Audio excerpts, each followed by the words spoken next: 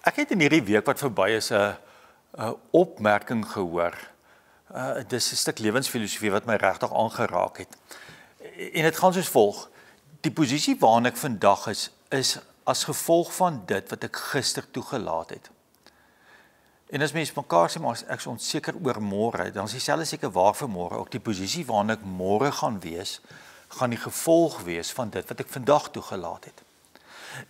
En ek dink ons moet vanmôre vir 'n oomblik stil staan en hieroor gesels, maar voor ons gesels daar, kom ons word vir 'n oomblik stil en ons wy hierdie oggend aan Vader. Here, dankie dat ons vanmôre in U huis by mekaar kan wees. Dankie dat ek weet gister en vandag en môre is in U hande, maar ons lewe partykeer so met 'n krag en met 'n spoed dat ek dit totaal vergeet. Dat ek totaal en al konteksloos begin lewe en dan pak vrees my beet. Geef my genade dat ek vanmôre na U woord sal luister en dat ek die konteks van my lewe in U woord sal raak sien. Dankie dat ons dit kan vra. Amen. Ons gaan vanmôre uit Daniël hoofstuk 5 praat en Daniël hoofstuk 5 is 'n pragtige gedeelte want Daniël verduidelik vir ons in die geskiedenis wat gebeur het en ons leer uit die geskiedenis uit. Die lesse van dit wat in die geskiedenis gebeur het en dat geskiedenis homself herhaal is wel bekend. En die vraag is maar, hoekom sou dit belangrik wees dat ons nou vanmôre die geskiedenis van Daniël weer gaan kyk? En die voordeel van om die geskiedenis te kyk, om te leer uit die geskiedenis, is tweelei. In die eerste instansie, 'n mens kom by die punt dat 'n mens vir jouself sê, maar ek weet wat die verloop gaan wees van hierdie proses. En in Suid-Afrika is 'n proses waar ons samelewing uitmekaar uitval. Ons het nie antwoorde nie, ons is elke keer geskok, maar as mense gaan kyk na die proses wat in Daniël gebeur het, dat ons ophou om angstig te wees, want ons weet wat die proses gaan wees. Maar die tweede belangrike ding wat ons doen as ons uit die geskiedenis uit leer, ek moet vir my 'n aksieplan bepaal. Ek moet sê, ek dink so oor hierdie ding, as hierdie ding so gaan gebeur, gaan ek so hieroor dink. En dis presies wat ons vanmôre gaan doen. En Daniël hoofstuk 5 is 'n pragtige voorbeeld van 'n samelewing wat uitmekaar uitval in 'n paar sinne en die lesse wat ons daaruit kan leer. Om net so vinnige agtergrond te gee. Ons weet volk is weggevoer na Babylon. Ons weet die hele proses van koning Nebukadneser, wat gebeur het, wat die volk, die slawe en alles se beeld moes aanbid, van Sadrag, Mesach en Abednego wat geweier het om te buig voor die beeld, dat hulle nie in die vuur gegooi is. En dan die hoofstuk, ons gaan 'n bietjie stil staan by hoofstuk 3 waar koning Nebukadneser 'n verklaring maak want hy so die Here aangegryp en die les wat hy daaruit geleer het. Ons weet dat Nebukadneser die Here gedien het van Daniël, van Sadrag, Mesach en Abednego. En ons weet dat dit die verklaring was, die oomblik voor hy gesterf het, dat dit sy lewensverklaring was. En dan kom ons by hoofstuk 5, waar sy opvolger, sy seun koning Belsasar word koning. Hy het met groot krag en met passie die lewe geniet in al die forme van dronkenskap en brassery. So, kom ons kyk vanmôre na Daniël se geskiedenis en ons gaan kyk wat ons uit die geskiedenis kan leer. Ek dink die eerste en die belangrikste ding wat ons uit die geskiedenis moet leer, is dat ons die geskiedenis nie moet vergeet nie. Ons kan nie vergeet wat gebeur het nie. En ek gaan nou uit Daniël uitlees, dat ons net die geskiedenis bietjie bekyk. Maar een ding wat Belsasar vergeet het, is Belsasar het vergeet dat Nebukadneser het onbeskryflike belangrike lesse geleer en dat dit met hoë koste geleer. En Belsasar het net vergeet. So, ek dink vir 'n oomblik moet ons net teruggaan na Daniël hoofstuk 3, vers 28 en vers 29. En daar sien ons dat Nebukadneser, nadat die Here vir Sadrag, Mesach en Abednego en die engel gestuur het, dan's Nebukadneser se verklaring vers 28. Toe sê Nebukadneser, aan die God van Sadrag, Mesach en Abednego kom die eer toe. Hy wat sy engel gestuur het om sy dienaars te red, en hulle het op hulle God vertrou, en het die koninklike bevel verontagsaam en hulle was bereid om hulle lewe te verloor tot eerder as om enige God behalwe hulle God te aanbid. En dan sê hy, daarom vaardig ek vandag 'n bevel uit dat enige persoon van watter volk, taal en nasie ook al, of wat 'n taalgroep ook al, wat met minagting van die God van Sadrag, Mesach en Abednego praat, in stukke gekap moet word en in sy huis in 'n pynhoop gemaak moet word. Daar is immers geen ander God wat in staat is om jou so te kan red nie. En ek weet, dis Nebukadneser, die oomblik toe hy besef, hy was geweldig hoogmoedig, want hy was 'n jonger koning gewees en hy het hierdie groot bravade, ons gaan hierdie doen en julle moet hierdie doen, en daar was niks van nederigheid by hom nie, daar was 'n hoogvaardigheid en 'n hooghartigheid by hom, daar was 'n arrogansie aan hierdie koning, en hoe dat God hierdie arrogansie van Nebukadneser afbreek deur 3 slawe. 3 slawe wat uit Juda uitkom, wat weggevoer is, wat basies bediendes is, wat die laagste klas in die samelewing beklee het van Nebukadneser aangespreek. En dan kom ons by die laaste vers van Daniël hoofstuk 4. En die rede hoekom ek stil staan is, ek wil 'n baie sterk grond bou van wie Belsasar is en hoekom hy nie die lesse geleer het nie. En dan aan die einde, as ons kom by die laaste vers 37 van hoofstuk 4, dan gee Nebukadneser half sy laaste stuk wysheid. Dus van die kommentare praat daarvan, dit was die laaste verklaring wat hy gemaak het, miskien voor hy gesterf het. En hierdie verklaring was gerig op Belsasar, dat Belsasar iets sou leer uit hierdie verklaring van hom, want hy sê, ek Nebukadneser, prys en eer en loof die koning van die hemel. Sy verklaring, hy sê, ek Nebukadneser, my God is die God van Israel, dis die God van die hemel. Hy sê, alles wat hy doen is reg. Ek twyfel nie, my lewe is in sy hande. Sy optrede is regverdig. Maar dan sluit hy met 'n sin af, wat nie kant of wal raak met enigiets nie, behalwe met die konteks van sy eie lewe. Hy sê, hy wat die mag om hoogmoediges te verneder.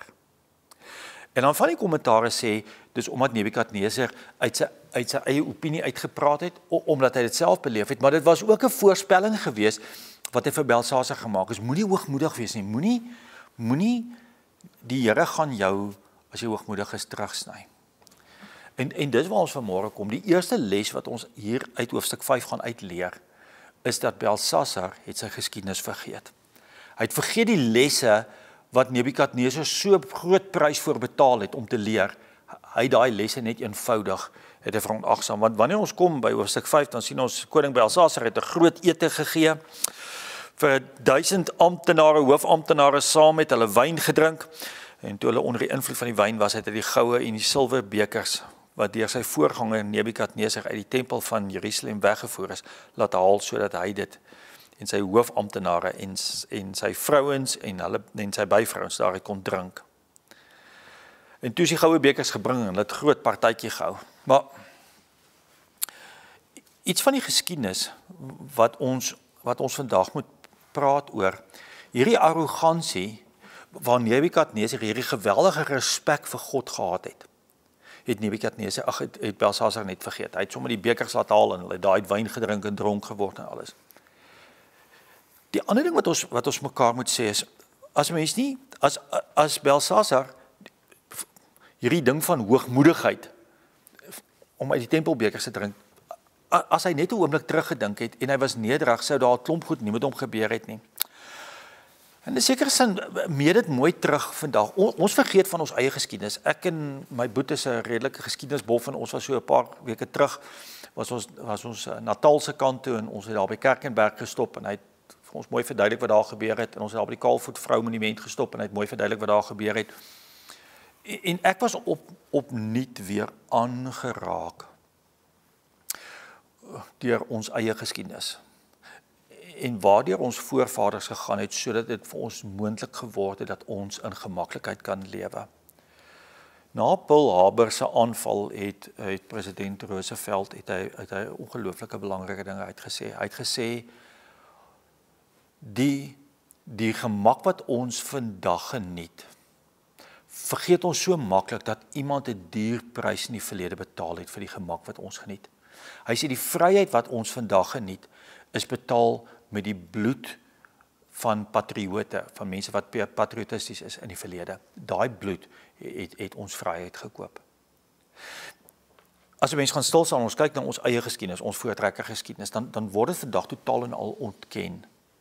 En trouens, ons word half op die punt gesit waar ons moet skuldig voel, maar as mens mooi gaan kyk van hoe ons voorvaders se families betaal het met bloed, letterlik met bloed en met trane, vir die feit dat ons vandag in hierdie land kan bly.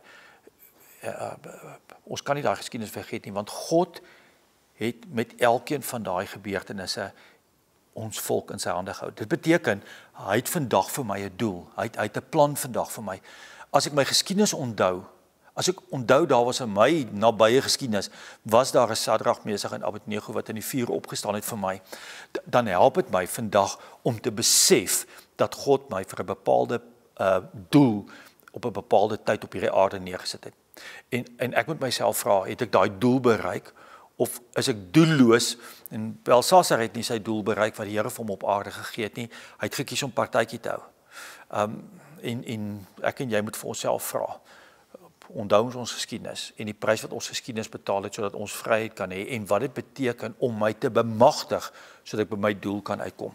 Die tweede les wat ons leer is dat ons nie die feite moet vergeet nie. Ons lewe in 'n wêreld waar feite maklik verruil word vir opinies en vir persepsies. En as ons net 'n bietjie vinnig weer teruggaan na Belsasar toe, dan sien ons die agtergrond, as ons gaan kyk na die agtergrond, is die koning reël hierdie reuse partytjie, nê, met baie kos en met groot amptenare. En die feit van die saak was dat die Medes en die Perse op hierdie stadium in aantog was na Babilonië. En die koning se persepsie was, ons het die sterkste weermag, want Nebukadnesar het alles verower met hierdie weermag van hom. Verstaan jy? En ons is die sterkste. En ons het hierdie sterk muur, hulle kan nie inkom nie, en ons het genoeg kos. Ons kan vir 'n jaar lank in hierdie stad bly sonder dat ons kos in die hande gaan kry. En hierdie persepsie en die opinie van Belsasar is, man, op die vooraand van oorlog gaan ons 'n reuse partytjie hou. En Belsasar het die feit vergeet dat die feite is dat oorlog nie 'n saak van partytjie is nie. Sy persepsie was belangriker as die feite gewees en dit het gemaak dat hy tot 'n reuse groot val gekom het. Die realiteit vandag is, en ek en jy moet mekaar herinner van wat is ons realiteit. Ons realiteit vandag is, ons lewe in Suid-Afrika. Die realiteit van Suid-Afrika is dat hy is soos hy is op die oomblik. Die realiteit is, wat ek net nou gesê het, dat God ons op 'n bepaalde plek met 'n bepaalde doel op hierdie aarde gesit het, en hoekom het hy vir my en vir jou in Suid-Afrika op hierdie stadium gesit? En party mense raak verward en sê, maar my doel is om 'n lewe op 'n ander plek te gaan soek, want dis baie onveilig in Suid-Afrika.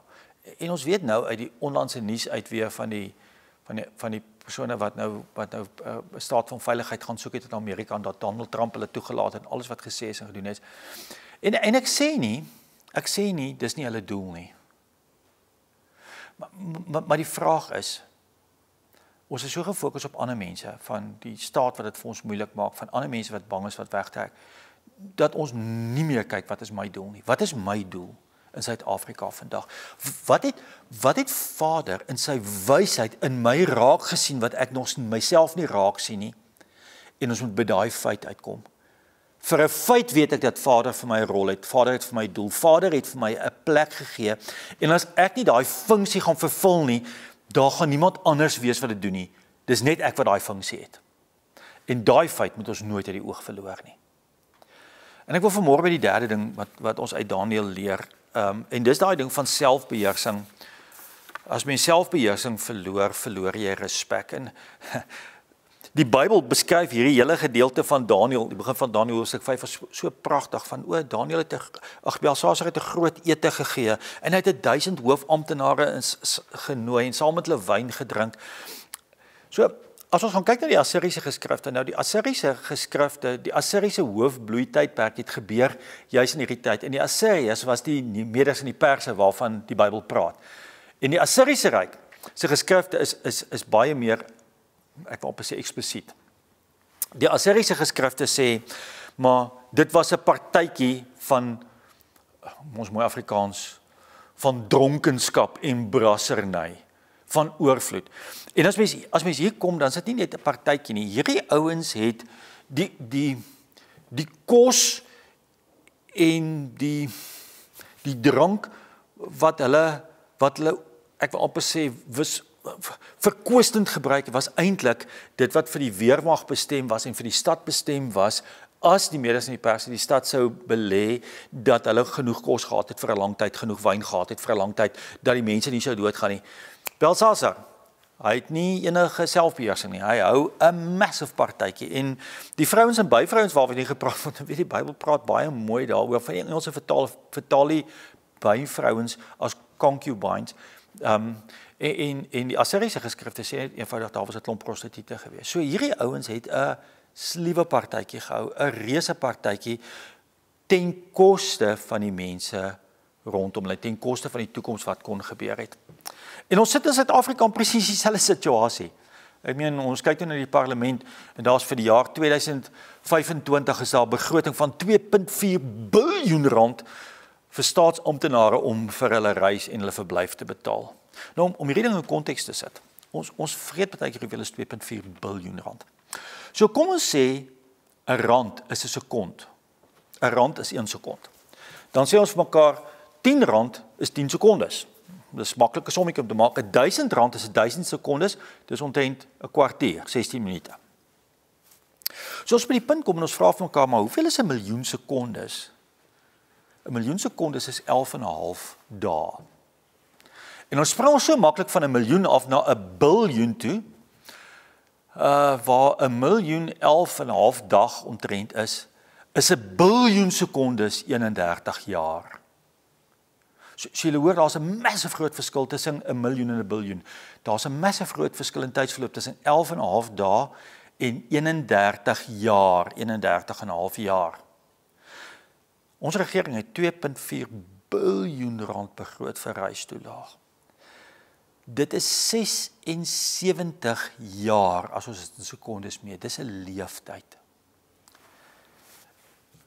En ons kan nou gaan terugsit en sê, ja, maar Belshazzar was verkoostend. Hy het nie respek gehad vir ons rondom nie. Ons regering is verkoostend, ons nie respek vir ons nie, maar dit help ons niks om so te dink nie. My vraag vandag vir jou is, sit jy vanaand en môre aand en die aand daarna, en ons eet elke keer so lekker dik stuk fillet steak. Maar ons sê, ek kan nie bekostig om 'n impak in my omgewing te maak waar mense nie kos het nie. Want dan val jy presies in dieselfde kategorie as waar Belshazzar geval het en waar ons regering val. Vader eis van ons rekenskap. Vader eis van ons dat ons verantwoordelikheid neem vir ons medemens. Die hele Bybel gaan daaroor dat ek my naaste nie meer lief moet hê as myself nie, maar dat ek my naaste so lief sal hê soos myself, en dat ek die Here met my hele hart, my hele siel en alles, en dis my doel op aarde. Soos ons vanmôre kan opsom, wat leer ons uit die geskiedenis uit? Ons leer uit die geskiedenis uit dat God is in beheer. Wat leer ons uit feite uit? Dat God my op aarde gesit het vir 'n bepaalde doel, en as ek nie daai doel bereik nie, dan het ek eintlik my doel op aarde gemis. My doel op aarde is nie om geld te maak. My doel op aarde is nie om vir 60 jaar te lewe nie. My doel op aarde is dat die goddelike doel waarvoor God my geskep het, ek daarby kan uitkom. En as selfsug en respek verdwyn in my lewe, dan is ek net op myself gefokus. Mag Vader my vanmôre wakker maak, dat ek hierdie verhaal van Belshazzar sal vat, en dat ek dit oor die geskiedenis van Suid-Afrika en ons situasie vandag in Suid-Afrika, dat ek dit dat ons dit bo op mekaar sal sit. Maar mag die geskiedenis wat ek vandag gebruik, dat dit my leer hoe ek vandag moet dink en wat se besluite ek vandag moet maak, sodat ek môre beter 'n beter toekoms kan hê. Dit wat ek vandag toelaat, die slegte gewoontes wat ek vandag toelaat, het 'n geweldige impak oor wat môre gaan wees. En mag Vader vir my genade gee daarvoor. Here, dankie dat ons vanmôre oor die woord mag dink. Dankie dat u vanmôre hierdie geskiedenis gebruik om my voor te berei wat in die toekoms vir my lê, maar dat hierdie geskiedenis my nie net voorberei nie, maar dat dit my bemagtig, dat ek besluite sal kan maak wat môre vir my sal beter maak. Geef my insig en wysheid daarvoor. Amen. Mag Vader jou hierdie week seën met insig. Mag Vader jou seën met jouself, met jou denkvermoë en mag jy 'n klomp besluite maak. Onder op die skerm kan jy 'n bydrae maak vir die Here, mag jy vrede hierdie week.